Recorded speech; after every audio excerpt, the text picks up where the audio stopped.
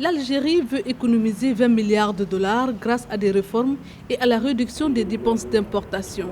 Ces réformes touchent notamment les secteurs bancaire, fiscal et commercial.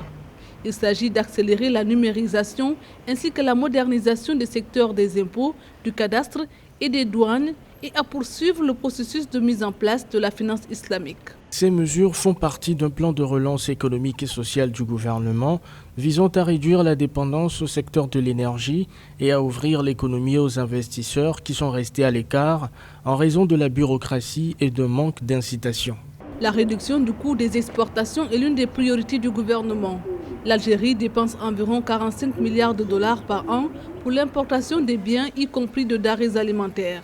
Il prévoit également de réintroduire les 500 000 milliards de dinars du marché noir dans le circuit officiel. Le gouvernement algérien, par cette démarche, allant dans le sens de remettre à flot son économie, a actionné sur deux leviers. Et l'Algérie réussit le coup de génie, donc de jouer sur les deux leviers, c'est-à-dire le levier du commerce extérieur qui lui permet d'avoir des devises, permettant d'amplifier le commerce extérieur. Et enfin, de l'autre côté aussi, le levier d'avoir de la monnaie locale qui permet d'assurer à l'intérieur l'épanouissement d'un certain nombre d'agents économiques qui finissent par bénéficier donc du bien-être que l'État est censé partager au plus grand nombre de sa population. Les conséquences de la pandémie pèsent lourd sur l'économie de l'Algérie.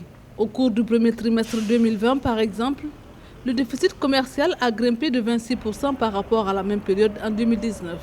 Les réserves de change devraient passer de 51,6 milliards de dollars à 44,2 milliards de dollars.